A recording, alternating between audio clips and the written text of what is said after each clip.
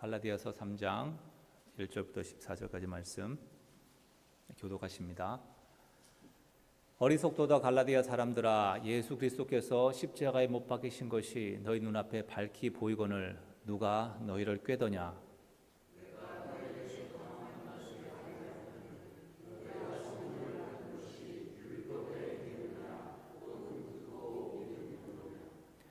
너희가 이같이 어리석으냐? 성령으로 시작하였다가 이제는 육체로 마치겠느냐?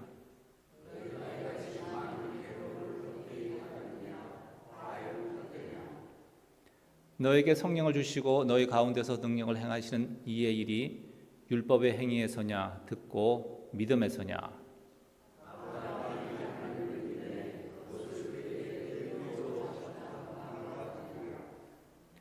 그런즉 믿음으로 말미암는 자들은 아브라함의 자손인 줄 알지어다.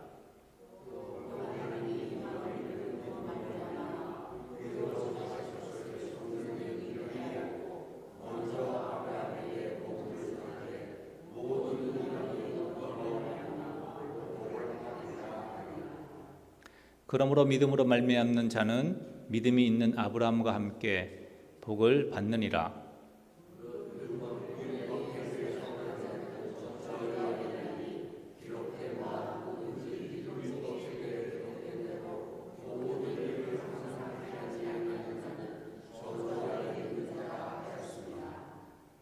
또 하나님 앞에서 아무도 율법으로 말미암아 의롭게 되지 못할 것이 분명하니 이는 의인은 믿음으로 살리라 하였음이니라.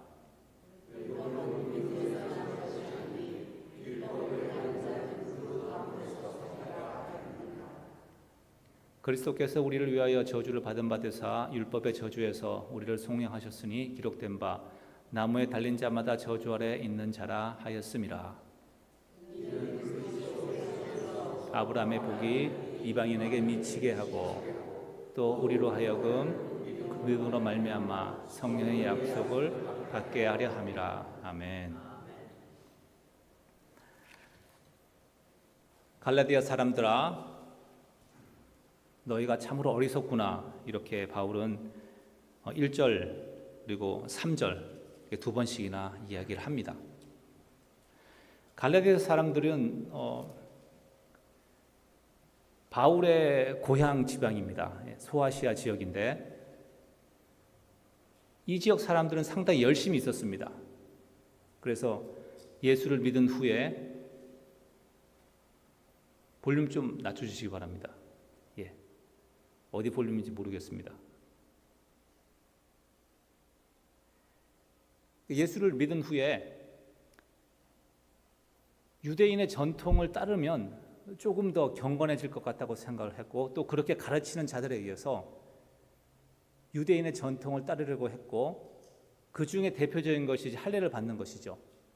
그렇게 하려고 했던 이유가 성경에서 말하는 그 복, 위로 올라가서 아브라함에게 주신 약속이거든요. 그러니까 아브라함의 자손이 되면 구원을 확실하게 받는다라는 그런 생각을 갖고 있었던 겁니다. 아브라함의 자손이 누구죠? 유대인들 아닙니까? 그러니까 이방인들이 유대인이 되기 위해서 가장 먼저 해야 하는 것은 할례였습니다. 유대인처럼 할례를 받고 또 유대인의 전통을 따라 살아가는 것, 그것이 그들의 구원을 완성하는 것이다 생각을 한 것이죠. 그래서 바울은 말하기를 어리석도다 갈라디아 사람들아, 너희가 예수 그리스도를 믿음으로 구원을 받고 성령을 받았는데 어찌하여서 할례를 행함으로 유대인의 전통을 따르며 율법을 지킴으로써 너희가 구원을 완성하려고 하느냐라고 말을 합니다. 자, 우리에게 적용을 하자면 믿음과 행함의 문제는 사실 우리가 쉽게 분리할 수도 없고 또 사실 구분할 수가 없는 그러한 어려운 문제입니다. 그래서 믿음으로 구원받는다고 하면 흔히 생각하기를 그러면 행함은 중요하지 않습니까? 라고 우리가 단정할 수 없기 때문에 또 행함을 또 중요하게 생각을 하게 됩니다. 그래서 믿음이 있다면 야고보서의 그 야고보의 말처럼 행함이 반드시 따라옵니다. 눈에 보이든 보이지 않든 시간의 차이가 있을 뿐이지 언젠가는 그 행함이 나타나는 것이죠. 그런데 반대로 행함이 있다고 하여서 눈에 보이는 어떠한 경건의 모양이 있다고 하여서 그 속에 믿음이 있다고는 말할 수가 없는 것입니다. 다른 동기에 의해서, 사람들의 눈에 의해서, 혹은 내가 복을 받기 위해서, 혹은 내가 무엇인가 얻기 위해서 헌신의 모양으로 나아갈 수 있기 때문에 그렇죠. 그래서 우리가 이제 이 믿음과 행함의 관계를 조금 더 이야기를 하다 보면, 그러면 영적인 성숙은 과연 그러면 무엇입니까? 믿는다고 하면서 아무것도 하지 않는 사람은 영적 성숙이 없는 것처럼 보이거든요. 이런 문제 때문에 우리가 또 행함을 강조하는, 행함을 또 붙잡는 그런 잘못된 방향으로 나가기도 합니다. 그래서 영적 성숙의 문제에 대해서 잠깐 정리를 하고 오늘 말씀을 나누기를 원합니다. 우리가 갈라디아서 2장 20절에서 이렇게 얘기를 했죠. 믿음이라는 것은 내가 십자가에서 그리스도와 함께 죽었고 이제 내 속에는 그리스도께서 사신다는 것을 믿는 것입니다. 내가 사는 것은 이 목사의 삶이 아니라 예수 그리스도가 사는 것이다 라고, 그렇진 않지만 그렇게 고백을 하면서 그렇게 되기 위해서 그런 방향으로 내가 노력을 하고 또 살아가는 것이죠. 그래서 우리가 예수를 믿는다고 했을 때에 흔히 예수를 믿으면 그러면 교회 출석을 하고 헌금 생활도 하고 성경 말씀도 읽고 기도 생활도 해야 합니다. 그러면 그렇게 하면 예수를 믿는 것입니까? 라고 우리가 단정을 할 수가 없죠. 그래서 우리는 예수를 믿는 것이 무엇입니까? 했을 때에 말씀을 붙잡아야 됩니다. 말씀에서 뭐라고 하는지, 말씀을 붙잡고 말씀대로 살아가야 하는 것이고, 우리 마음속에는 주를 사랑함과, 그리고는 내가 언젠가는 주님 곁에 갈 수 있다는, 주님을 닮아갈 수 있다는, 내가 언젠가는 성화에 이르러 영화에 이를 수 있다는 그러한 주님께서 하신다는 것을, 주님이 이루실 것을 신뢰하면서 조급해하지 마시고 그렇게 묵묵히 나아가는 것. 그러면 우리가 영적인 성숙을 경험하게 되는 것입니다. 자, 그런데 오늘 이제 말씀 가운데 이제 들어갈 이슈는, 그럼에도 불구하고 우리가 행위를 의지합니다.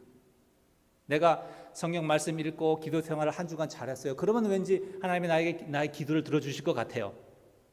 그러면 왠지 내가 믿음이 큰 사람 같아요. 그 반대로 부부랑 이제 말다툼을 하느라 싸웠어요. 그러면 기도하기가 꺼림칙합니다. 그런데 뭐 부부랑 이제 가정에서 이렇게 다툼이 있음에도 불구하고 그냥 얼굴에 철판을 깔고 기도하면 그건 또 아니죠. 그죠? 그러니까 우리가 그때 자신의 모습을 내려놓고 하나님께 나아가서 하나님의 만지심과 위로를 구하는 것, 그것이 믿음인 것이죠. 그래서 오늘 말씀을 통하여서 왜 바울이 갈라디아 사람들 어리석도 했는지, 우리가 행위를 의지하는 것이 얼마나 어리석은 것인지 오늘 깨닫기를 원합니다. 어리석음의 이유, 오늘 말씀을 보면 그들이 성령 대신 육체를 의지했습니다. 성령 대신. 그래서 3절 이렇게 말하죠. 너희가 이같이 어리석으냐? 성령으로 시작하였다가 예수 그리스도를 믿음으로 성령의 은혜로 역사로 말미암아서 예수 그리스도를 믿어서 그리스도인이 되었는데, 이제는 너의 행위로 육체로서 그 구원을 완성하려고 하느냐, 영적 성숙에 이르려고 하느냐라고 얘기하는 것입니다. 어떤 것이 뛰어납니까? 성령이 뛰어납니까? 육체의 역사가 뛰어납니까? 그건 말할 필요도 없죠. 그런데 갈라디아 사람들이 했던 행동은 육체의 행위로서, 자기의 노력으로서 구원을 완성하려고 했다는 것입니다. 그래서 어리석다고 얘기하는데요, 3가지 질문을 우리가 해보시면 내가 육체를 의지하는 것, 내 행위를 의지하는 것에서 정신을 차리고 다시 주님을 붙잡게 되는 것이죠. 자, 1절에 보니까 이렇게 말합니다. 예수 그리스도께서 십자가에 못 박히신 것이 너희 눈앞에 밝히 보이거늘 누가 너희를 꾀더냐. 자, 바울이 왜 이런 말을 했을까요? 예수 그리스도가 십자가에 못 박히신 것을 너무나 분명한 사실인데 너희 눈으로 본 사람도 있고 너무나 확실한데 너는 어디서 다른 사람들이 꾀는 말, 속임수, 일로 와봐, 내가 정말로 신비한 비밀을 얘기해 줄게 하면서 뒤에서 하는 그러한 그럴듯한 논리를 가지고 속이는 자들의 꾀임에 넘어가느냐, 그겁니다. 다시 말하면 분명하게 보이는 사실이 여기 있는데 왜 추측으로 인간의 논리로 판단을 해서 거기에 넘어가느냐 하는 겁니다.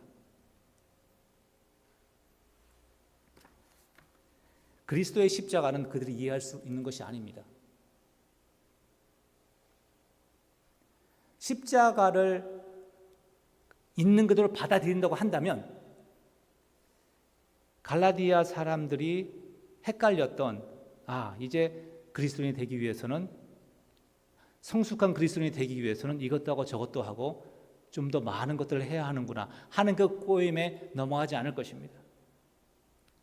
그래서 때로는 우리가 많은 논리와 신학적인 논쟁보다 십자가를 묵상하는 것, 그것이 우리가 진리에서 벗어나지 않게 하는 것입니다. 인간이 이해할 수 없는 거예요, 십자가는. 근데 하나님이 그렇게 하셨습니다. 그 사실이에요. 그걸 그냥 받아들이는 것이죠. 그래서 바울이 이렇게 이야기합니다. 십자가에 못 박히신 것이 너희 눈앞에 밝게 보이는데 도대체 누가 너희를 꾀가지고 그 이상한 논리에 따라가게 하느냐라고 이야기하는 것입니다. 그러니까 두 번째 질문은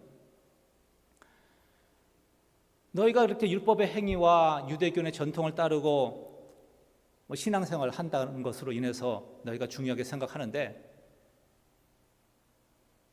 매일매일 새벽 기도하고 12월 조원금 잘하고 10의 2조 10의 3 헌금하면 그것으로 구원받을 수 있느냐?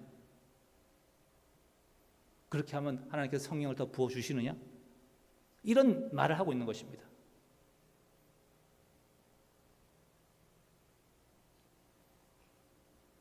이 절 보니까 너희가 성령 받은 것이 율법의 행위가 아니라 듣고 믿음이다. 3절에 성령으로 시작하였다가 이제는 육체로 마치겠느냐. 육체의 행위로서 너희의 구원을 완성할 수 없다는 것입니다. 영생을 아무리 신앙생활 잘하고 아무리 경건하게 살아도 그것 때문에 영생을 얻지 못한다는 사실을 바울은 잊지 말라고 이야기하는 것이죠. 세 번째로는 너희의 경건한 헌신과 삶으로 인해서 성령의 역사가 나타나느냐? 5절에 너에게 성령을 주시고 너희 가운데 능력을 행하시는 이의 일이 율법의 행위에서냐 듣고 믿음에서냐? 친구를 구원하고 가족을 구원하고 또 사역의 열매가 나타나는 것, 너희의 열심이냐? 너희의 열심을 섬겨서 사역의 열매가 나타나냐? 아니다. 믿음의 기도를 통하여서 성령께서 역사하시는 것이다. 이걸 이제 바울이 이야기하는 것입니다. 그러면서 바울이 이제 얘기하는 것이 구원은 믿음으로 말미암는 것이다. 아브라함의 자손이 되는 것은 할례를 받아서 유대인이 됨으로써 아브라함의 자손이 되는 것이 아니라 믿을 때에 아브라함의 자손이 되는 것이다. 이렇게 이야기를 합니다. 무슨 근거로 그렇게 얘기할까요? 이제 그 다음에 바울의 논리가 나옵니다. 하나님의 계획은 믿음으로 아브라함의 자손이 되고 아브라함에게 약속하신 복이 믿는 자에게 임하게 되는 것이다 라고 6절부터 9절을 말씀합니다. 자, 6절 보니까 우리가 잘 아는 창세기 15장 6절의 말씀이죠. 하나님이 아브라함에게 별들을 봐라, 내 자손이 이 별들과 같이 많아질 것이다 라고 했을 때에 아브라함이 믿었습니다. 그때 하나님이 아브라함이 하나님을 믿음에 그것을 그에게 의로 정하셨다 함과 같으니라. 그러면서 7절에 이렇게 말합니다. 그런즉 믿음으로 말미암는 자들은 아브라함의 자손인 줄 알지어다. 자, 아브라함처럼 아브라함을 닮았다고 해서 아브라함의 자손입니까? 논리가 좀 약하죠. 무슨 말인지 아십니까? 아브라함도 믿고 나도 믿어요. 그러면 제가 아브라함의 아들입니까? 그 논리가 좀 약하잖아요. 그죠? 믿음이 좋으셔서 그냥 받으시는 것 같아요. 근데 바울은 왜 이렇게 말을 하느냐 하면요. 자, 바울이 보니까 이방인들이 5절에 있죠. 그죠? 성령을 주시고 너희 가운데 이방인 가운데 성령을 주시는 것이 할례를 받는 율법의 행위가 아니라 믿음에 따라서 이방인에게도 성령을 주셨다는 겁니다. 자, 바울이 보니까 성령은 무엇이냐? 바로 아브라함에게 약속하셨던 그 복이라는 것입니다. 자, 하나님께서 아브라함에게 복 주신다고 하셨고 자손을 복 주신다고 하셨어요. 그러면 하나님이 주신 복 중에서 성령보다 더 큰 것 있겠습니까? 없죠. 하나님 자신인데 성령은 하나님의 영인데 하나님 영이시잖아요. 하나님의 전부를 주시겠다는 겁니다. 그것이 아브라함의 축복이에요. 자, 그러니까 바울이 보기에 이방인도 믿음으로 아브라함에게 약속하셨던 그 복을 받았어요. 그러니까 바울의 논리는 왜 믿음을 믿는 자가 아브라함의 자손이 되는지를 잘 모르겠지만 결과를 보니까 하나님께서 이방인들도 믿을 때에 아브라함에게 약속하셨던 아브라함의 자손에게 주시겠다고 약속하셨던 그 복을 주셨구나 라고 결론 내린 겁니다. 그래서 이제 9절에 이렇게 말합니다. 그러므로 믿음으로 말미암는 자는 믿음이 있는 아브라함과 함께 복을 받느니라. 그러니까 바울의 논리는 그거예요. 하나님께서 아브라함을 부르시고 아브라함에게 약속하셨죠. 열방이 너로 말미암아 복을 받을 것이다. 열방, 모든 민족. 여기서 이제 이방이라고 표현을 했습니다. 뭐 열방이라 그러면 유대인들 빼고는 다 이방인이잖아요. 그죠? 그래서 하나님께서 그렇게 약속하실 때에 이미 믿음으로 이방인을 구원할 것이라고 하나님이 작정하셨다라는 것입니다. 그래서 하나님의 계획은 무엇입니까? 열방이, 이방이 믿음으로 말미암아 아브라함의 자손이 되는 것입니다. 할례를 받아서 아브라함의 자손이 되는 것이 아니라는 것이죠. 율법의 행위로서 아브라함의 자손이 되는 것이 아니라는 것입니다. 믿을 때에 아브라함의 자손이 되고 약속하신 복 무엇입니까? 성령을 주신다는 것입니다. 자, 그러면 율법은 왜 주셨습니까? 헷갈리게 이제 이런 질문을 할 수가 있죠. 율법을 통하여서 우리는 무엇을 알게 되죠? 내가 저주 아래 있는 존재라는 사실을 알게 되는 겁니다. 10절을 보니까 율법 행위에 속한 자들은 저주 아래 있나니 기록된 바 누구든지 율법에 기록된 대로 모든 일 하나도 빠짐없이 그리고 항상 행하지 않는 자는 사망의 형벌을 받게 되는 것이죠. 우리에게 어떤 이런 할 일, 지켜야 할 것들을 쫙 주고 경찰이 옆에서 나를 24시간 따라다니면서 내가 잘하나 못하나 지켜본다고 하면 그렇게 고단한 삶이 어디 있겠습니까? 노예의 삶이죠. 바로 그것이 죄된 육체 가운데 사는 우리라는 사실을, 육체의 저주 가운데 있는 우리라는 사실을 알게 합니다. 율법이 그것을 우리로 하여금 깨닫게 하는 것이죠. 자, 10절 말씀을 보니까 율법책에 기록된 대로 그 모든 것을 항상 행하지 아니하는 자는 저주 아래 있는다고 했어요. 왜냐하면 11절에 누구도 율법으로 말미암아 의롭게 되지 못하기 때문이죠. 바울이 왜 이렇게 이야기할까요? 네, 하박국 선지서에서 이렇게 말하거든요. 의인은 믿음으로 말미암아 살리라 하였습니다. 믿음으로 인해서 의롭다함을 받는다는 것 때문에, 그러니까 율법을 행함으로 우리가 의롭다함을 받으면 믿음의 은혜로 의롭다 할 이유가 없죠. 우리가 떳떳하게 의롭다함을 받을 수 있기 때문에. 그래서 바울은 이제 얘기를 합니다. 아무도 율법으로 의롭다 되지 못하기 때문에 율법 아래 있는 사람은 저주된 형벌을 받기로 예정된 그런 저주에 있다라는 것입니다. 그러면서 12절에 말합니다. 율법은 믿음에서 난 것이 아니니, 그러니까 율법과 믿음의 성격이 다르다는 것을 말하고 있어요. 율법은 무엇입니까? 율법을 행하는 자는 그 가운데서 살리라. 율법이 무엇을 말하고 있습니까? 잘하면 상을 주고 못하면 벌을 주는 거예요. 잘하면 복을 받고 어기면 저주를 받는 것. 페어하십니까? 네, 페어하죠. 그런데 우리는 그렇게 못한다는 것이 문제죠. 그런데 믿음은 무엇입니까?